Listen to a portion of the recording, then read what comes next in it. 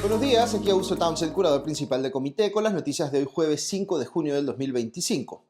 El podcast de hoy llega con el auspicio de Big Mom Group, una firma de selección de talento y consultoría que ha venido acompañando empresas líderes por más de una década y que como empresa B está enfocada en generar valor compartido desde una lógica de triple impacto económico, social y ambiental, porque el éxito empresarial ocurre cuando el talento y el propósito están alineados. Vamos con los titulares de hoy jueves 5 de junio en menos de un minuto vía comité sin dueños de la verdad. Primero, el Congreso aprobó ayer la reforma constitucional para restablecer la reelección de alcaldes y gobernadores regionales, pero como no se llegó a los 87 votos, se necesitará someterla a referéndum. Segundo, el equipo fiscal Lavajato presentó una nueva acusación contra Ollanta Humala por los delitos de colusión y organización criminal en conexión con el caso llamado Gasoducto Surperuano. Tercero, la Fiscalía de la Nación presentó una denuncia constitucional contra el defensor del pueblo Josué Gutiérrez por supuesto favorecimiento a una funcionaria de la Defensoría. Cuarto, el gobierno y Ocitrans están echando la culpa mutuamente por las deficiencias en el abastecimiento de combustible en el nuevo aeropuerto Jorge Chávez. Y quinto, el Fútbol Club Barcelona anunció que abrirá 6 escuelas de fútbol para menores en las zonas kurdas de Siria e Irak. Y no se pierdan en el espacio de la reflexión del día un comentario especial de César Ipenza sobre el debate de la nueva ley de pequeña minería y minería artesanal, llamada Ley MAPE. Pasamos al desarrollo de cada una de estas noticias. Aquí va la primera. El Congreso votó ayer en el Pleno la propuesta de reforma constitucional que buscaba restablecer la reelección de alcaldes y gobernadores regionales, y esta fue aprobada, pero con solo 77 votos. Aquí hay que recordar que tratándose de una reforma constitucional, hay dos vías para que esta pueda ser aprobada. Una es que sea aprobada en dos legislaturas distintas con mayoría de 2/3, es decir, 87 votos o más, cosa que no se ha logrado esta vez porque, como decíamos, solo se alcanzaron los 77 votos. Y la segunda vía es que la reforma se apruebe por mayoría calificada, es decir, más de la mitad del número total de congresistas o 67 votos o más, cosa que sí se logró, pero ojo aquí que luego esta debe ratificarse por aprobación con un referéndum en el que vote la ciudadanía en general. Dicho en sencillo, si los congresistas quisieran insistir en esta aprobación, necesitarían convocar a un referéndum ratificatorio. Esto podría organizarse para que ocurra en paralelo pues alguna de las elecciones que tenemos el próximo año, pero ya no llegaría a tiempo, pensaría uno, para que los actuales alcaldes y gobernadores regionales tienten una eventual reelección el próximo año. Ahora, es razonable que haya reelección en el caso de los gobernadores regionales y alcaldes. En el caso peruano, un grupo relevante de la opinión pública ha desarrollado una oposición muy fuerte a la idea en general de que puede haber reelección en el sistema político. Por eso mismo generó mucho fastidio cuando se restableció hace poco la reelección para congresistas. Pero aunque resulte impopular, la reelección cumple un rol importante en los sistemas políticos porque en teoría alinea el interés de los políticos elegidos con el de los votantes, porque los primeros tienen que asegurar que los segundos estén satisfechos con su trabajo para poder ser reelegidos. Entonces uno podría decir que el incentivo que genera la posibilidad de reelección es importante para el buen funcionamiento de la política en un país. El problema es que hemos tenido políticos tan cuestionados en los últimos tiempos que han convencido a muchos ciudadanos que es mejor prohibir la reelección. Lo que sí es muy extraño, en cualquier caso, es que haya reelección para algunos, los congresistas, digamos, pero no para otros, los alcaldes y gobernadores regionales, porque hace que el sistema pues pierda coherencia. Algunos pensarían, como es mi caso, que la reelección debería ser la regla general en nuestro sistema político, pero que sí es razonable, por supuesto, limitarla quizá a 2 o 3 periodos, es decir, que no sea irrestricta, salvo mejor parecer de cualquiera de ustedes. Segunda noticia, veo esta mañana en El Comercio que la fiscal del equipo especial Lavajato, Giovanna Mori, ha presentado ya formalmente la acusación contra el expresidente Ollanta Humala, la ex primera dama Nadine Heredia, el ex ministro de Economía Miguel Castilla y otras 19 personas y la empresa Enagas por el caso llamado Gasoducto Surperuano. Los delitos que se imputan aquí son los de pertenencia a una organización criminal y colusión agravada, y sobre esa base se pide 35 años de prisión para Humala y Heredia y 29 para Castilla. Lo que considera la Fiscalía es que a cambio de la adjudicación y ejecución del proyecto Gasoducto Surperuano o Gasoducto Andino del Sur, como también se le llamó en un momento, los contratistas hicieron pagos ilícitos a funcionarios que manipularon el proceso en favor de dicha empresa con Humala y Heredia a la cabeza de ese esfuerzo. Como he comentado anteriormente en podcasts sobre casos similares a este, me llama la atención que la Fiscalía elija acusar por colusión, añadiéndole el delito de pertenencia a una organización criminal y no por cohecho.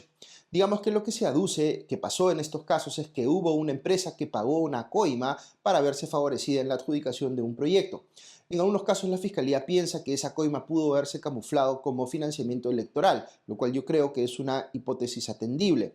Ahora, en lugar de acusar por cohecho, que es el delito aplicable a lo que coloquialmente conocemos como soborno o coima, la Fiscalía va por colusión, que es un delito distinto, que se refiere a cuando un grupo de personas se pone de acuerdo para defraudar al Estado, por ejemplo en la adjudicación de un contrato. Este delito también podría ser aplicable, pero lo que se requiere probar es, en uno y otro caso, no es lo mismo. En un caso de colusión tendría que demostrarse que la persona o grupo de personas, si fuese un ente colegiado, que toma una decisión de adjudicar un contrato, se ha puesto pues de acuerdo con el adjudicatario de ese contrato para beneficiarlo indebidamente. Estas decisiones no las ejecuta directamente el presidente o el ministro de Economía, sino, por ejemplo, funcionarios de preinversión o de algún ministerio. De manera que al incluir a estos funcionarios se tendría que evidenciar que han sido parte del pacto colusorio y que han tomado acciones para ordenar a subalternos que ejecuten la decisión que materializa ese pacto. En el caso del delito de cohecho, el foco del esfuerzo probatorio debería estar en demostrar que el funcionario que favorece ilícitamente a un tercero recibió un soborno de este último, mostrando, por ejemplo, cómo le llegó esa contraprestación, cómo ingresó el dinero a sus cuentas, etc. Mi impresión es que la Fiscalía elige ir por colusión en alguno de estos casos, sea porque no tiene cómo probar la recepción de un soborno o porque ya se le pasó el plazo de prescripción para el delito de cohecho, pero todavía puede acusar por colusión porque esta admite mayores penas si está en su variante agravada y por tanto el plazo de prescripción es más largo. Como decía, en estos casos podría haber colusión, así que sin duda cabe investigarlo, pero ahí lo que hay que ver es cómo está sustentando la Fiscalía el presunto acuerdo de voluntades, porque les decía que en este caso, por ejemplo, se incluye a más de 20 personas en la acusación. Entonces hay que mirar para el caso individual de cada una de ellas cómo así se vinculan con ese pacto colusorio, qué evidencia concreta hay en cada caso puntual. Va a ser ciertamente impopular que yo diga esto, pero la decisión de optar por cohecho o por colusión no debería ser un mecanismo para reducir la exigencia probatoria respecto de aquello que imputa la Fiscalía, porque si hablamos de colusión, lo que podría terminar haciendo esta para sustentar su hipótesis de organización criminal, por ejemplo, es poner como integrantes de esta última a personas respecto de las cuales no hay evidencia de que estuvieran efectivamente inmersas en el pacto colusorio, o que esa evidencia es muy débil. Recordemos, por ejemplo, el caso de Pedro Pablo Kuczynski, donde se adujo que su secretario y su chofer eran parte de su supuesta organización criminal. Con Alejandro Toledo ha pasado también que lo han sentenciado por colusión y lavado de activos, cuando el suyo ha sido evidentemente, a mi criterio, un caso de cohecho más que cualquier otra cosa. Para quienes no son abogados, estas pueden parecer disquisiciones rebuscadas, pero son importantes. Sea que estemos hablando de políticos o de cualquier otra persona, los tipos penales no pueden convertirse pues en una especie de chicle que los operadores del sistema de justicia estiran según les resulte más conveniente. Yo siempre digo que el Perú necesita sancionar drásticamente a los políticos que han incurrido en actividades delictivas, que lamentablemente no son pocos. Pero hay que hacerlo bien, con apego a lo que dice la ley y sin relajar los estándares probatorios. Tercera noticia, la Fiscalía de la Nación informó a través de un comunicado publicado en su cuenta de X que el área especializada en enriquecimiento ilícito y denuncias constitucionales ha presentado una denuncia constitucional ante el Congreso de la República en contra del actual defensor del pueblo, Josué Gutiérrez. De acuerdo con el Ministerio Público, Gutiérrez está siendo investigado como presunto autor del delito de nombramiento ilegal en agravio del Estado. La Fiscalía señala que Gutiérrez propuso y designó con el apoyo de las áreas administrativas de la Defensoría del Pueblo como jefa de la Oficina Defensorial 2 de la Libertad a María del Carmen Olortegui Risco, a sabiendas de que no cumplía con los requisitos legales exigidos en el manual de clasificación de cargos de dicha entidad. Pese a ello, Olortegui asumió el cargo en noviembre del 2024. Un informe de Contraloría publicado en marzo de este año advertía ya que la actual jefa de la Oficina Defensorial no cumplía los requisitos para el cargo, como ha ocurrido varias veces con favorecimientos En cuanto a nombramientos gubernamentales, con este gobierno existe aquí pues una conexión con el gobernador de La Libertad y líder de Alianza para el Progreso, César Acuña. Olortegui ha sido empleada de la Universidad César Vallejo, ha trabajado para el gobierno regional de La Libertad y ha sido militante de APP desde el 2008 hasta el marzo del 2025, es decir, se encontraba afiliada al partido de Acuña cuando asumió el cargo en la Defensoría del Pueblo. Cuarta noticia, pasamos a nuestro segmento, la noticia económica con Ale Costa, que hoy trata sobre el problema con el abastecimiento de combustible que se ha generado pues, en el nuevo aeropuerto Jorge Chávez. Escuchamos a Ale.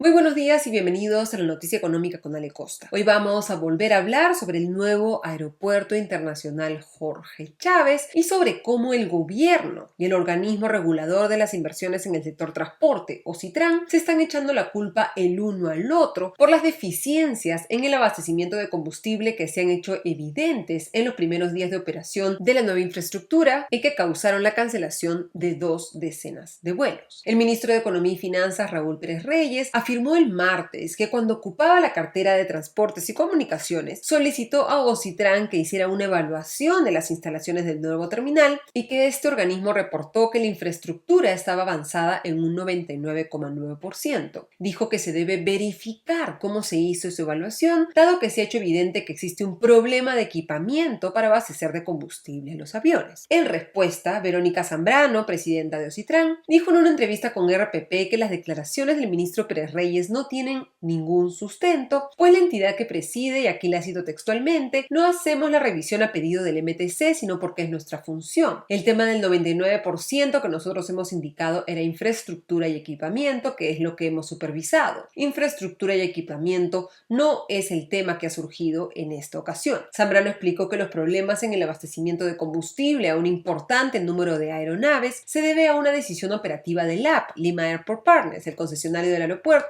que decidió no utilizar unos equipos llamados carretas para llevar el combustible al área de estacionamiento de los aviones debido a que no contaba con autorización para hacerlo directamente por parte del MTC, el Ministerio de Transportes y Comunicaciones. En la madrugada del martes, LAP obtuvo esa autorización y el problema se resolvió según la funcionaria. La presidenta de OCITRAN afirmó que se está iniciando una investigación de oficio para determinar quién es responsable de estas deficiencias, pues el concesionario debió utilizar todo el equipamiento que se mantenía en el antiguo aeropuerto. Y aunque el desabastecimiento de combustible es la deficiencia más grande que se ha identificado en los primeros días de operaciones del nuevo terminal, no es ni de lejos el único problema. Pasajeros han reportado demoras en las colas de inmigraciones y seguridad por fallas en los equipos y se han quejado de los altos costos de taxis para salir y entrar al aeropuerto debido a que no existe una vía peatonal para que los viajeros ingresen a la nueva infraestructura. Esperemos que esos problemas se resuelvan a la mayor brevedad posible, porque recordemos, el objetivo de esta multimillonaria inversión es que más turistas vengan al Perú, que más viajeros se sientan cómodos con hacer escalas en nuestro país y que los viajeros peruanos obtengamos mejores servicios al salir y entrar a través del Aeropuerto Internacional Jorge Chávez. Terminamos así la noticia económica con Ale Costa. Les deseo un excelente día. Hasta mañana. Muchas gracias, Ale Costa. Vamos ahora con la quinta noticia que viene del frente internacional, una noticia que me pareció curiosa y que me interesó contarles. El Fútbol Club Barcelona, histórico equipo europeo, vigente campeón de la Liga Española, anunció que abrirá 6 escuelas de fútbol para menores en las zonas kurdas de Siria e Irak, una declaración política que tiene sus raíces en la lucha independentista de ambos pueblos. El equipo catalán es reconocido a nivel mundial por sus divisiones menores, principalmente por haber formado a Lionel Messi, a Xavi Hernández y ahora a Lamine Yamal.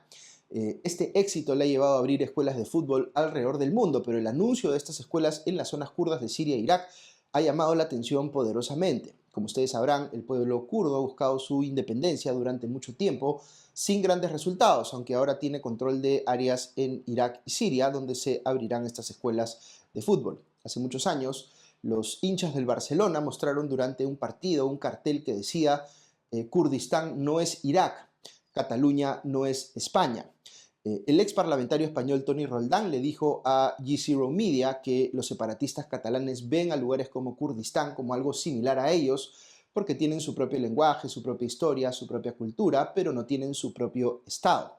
Entonces, aunque estas escuelas de fútbol tienen como propósito principal promover la cohesión social y prevenir futuros conflictos violentos y la radicalización de nuevas generaciones, eso es lo que dice la nota de prensa específicamente sobre este tema, también tiene un componente político ligado a su independencia que ambos pueblos buscan. Sin embargo, las escuelas de fútbol del Barcelona no serán tan bien recibidas por el gobierno iraquí, naturalmente, que no es tan receptivo a las iniciativas independentistas o favorables al independentismo del pueblo kurdo y viene pues atravesando momentos de tensión con ellos. Además, los kurdos en Siria continúan peleando con Turquía, así que el gobierno de Erdogan tampoco pues verá con buenos ojos esta iniciativa. En fin, el fútbol a veces pues se conecta con la política. Muy bien, hasta aquí las noticias de hoy, pero si quieren escuchar unos minutos más, hoy en el espacio de la reflexión del día tengo un comentario especial de César Ipenza a propósito del debate que se ha iniciado de la nueva ley MAP, es decir, la que va a regular la pequeña minería y la minería artesanal, que se teme pueda ser pues una especie de excusa para prorrogarla o el tipo de protección que hoy da el Reinfo a quienes no se quieren formalizar. Escuchamos a César. El predictamen presentado el día de ayer lo que hace es extender el mismo proceso que hemos venido viendo, pero esta vez sin ningún plazo y sobre todo dándole las máximas facilidades a los mineros informales, ¿no? Por ejemplo, ahora se han inventado una nueva categoría que se considera minería tradicional o ancestral, que pretende darle muchas más facilidades y que sea una situación casi heredable en el tiempo, porque así lo definen. Por otro lado, estamos viendo una situación también bastante compleja de la inclusión de un capítulo y un título que aborda el tema de la servidumbre, es decir, quitar las concesiones a la minería formal o aquellos que tienen una concesión para imponerles una servidumbre y por ende quitarles, en otras palabras, esto, ¿no? Hay un desarrollo exhaustivo de incentivos tributarios que son bastante interesantes, por así decirlo, ¿no?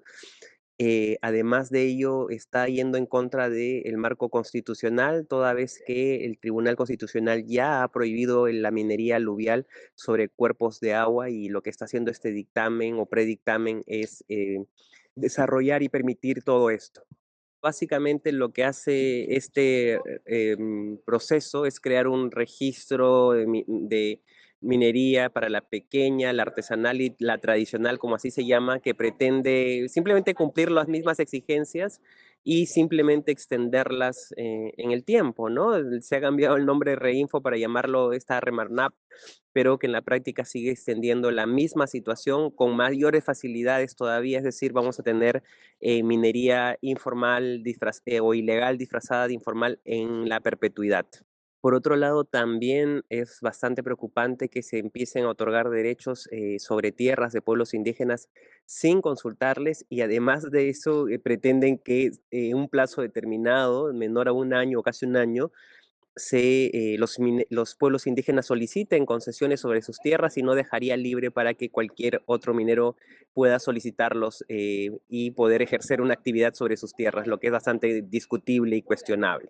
Muy bien, muchas gracias a César Ipenza por su valioso aporte esta mañana. Como siempre, un agradecimiento muy especial a nuestros auspiciadores, a Bitmon Group y a nuestros suscriptores que nos ayudan a llegar a ustedes cada mañana. Que estén todos muy bien y ya nos escuchamos pronto. Adiós.